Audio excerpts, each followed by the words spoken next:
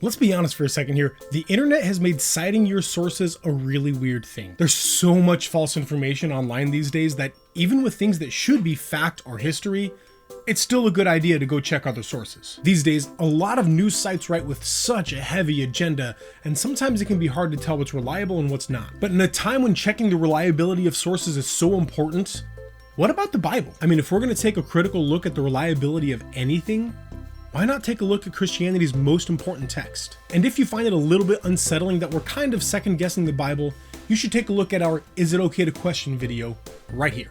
So, is the Bible reliable? I mean, the truth is that this topic branches into about 100 other ones, and even those branch into even more. So we're going to be taking a very general look at this, but even then, we're going to split this into two topics. Is the Bible historically reliable?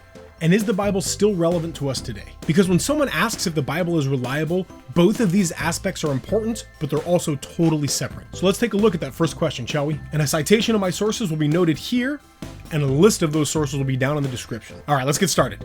Is the Bible historically accurate? Like I said, there's so much to this, so we have to make a couple of things clear before we can really dig in. First of all, the Bible is not just one book. It's actually a collection of 66 different writings spanning over thousands of years and several different genres. There are some that are absolutely meant to be historical writings, and there are others that are meant to be totally poetic. Some are meant to be prophetic, applying both to history and the future. Others are just letters from person A to person B, and so on and so forth. There are so many different genres of writing in the Bible. So, before we can really get into the historical accuracy of the Bible, we have to understand that some of the books of the Bible weren't written for history. You shouldn't judge the history of World War II based on Captain America, and you shouldn't judge the history of the Bible based on Psalms. So what about the books of the Bible that are meant to be historical? Is it likely that the events of the Bible actually happened? One more time, I'm going to say this is just a huge overview. Each historical writing should be measured individually, but that's something that we can do over time. But overall, is the Bible historically reliable?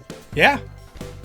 Look, the measurement of historical accuracy is something called historicity. And of course, the historicity of the Bible is something that's been brought into question many times before. But for the most part, we see archaeology and historical writings confirming biblical history. There are ancient writings thousands of years old that reference things like Yahweh, Israel, Egyptian raids on desert people, Moabite kingdoms, and so many other things referenced in the Bible. We see several historical coincidences like a lot of Egyptians converting to monotheism right around the time of the 10 plagues, or the ancient ruins of a temple in Syria that are almost exactly the measurements of the Temple of Solomon. And I'm just touching on the dozens, if not hundreds of things that lend to the historicity of the Old Testament.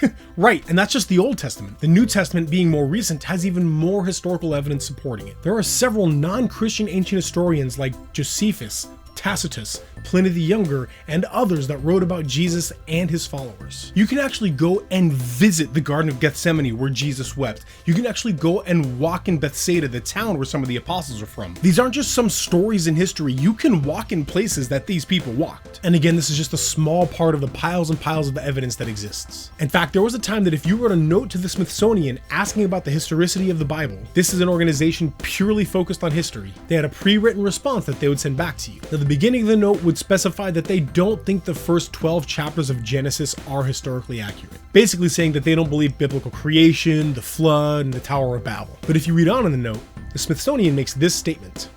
On the other hand, much of the Bible, in particular the historical books of the Old Testament, are as accurate historical documents as any that we have from antiquity, and are in fact more accurate than many of the Egyptian, Mesopotamian, or Greek histories.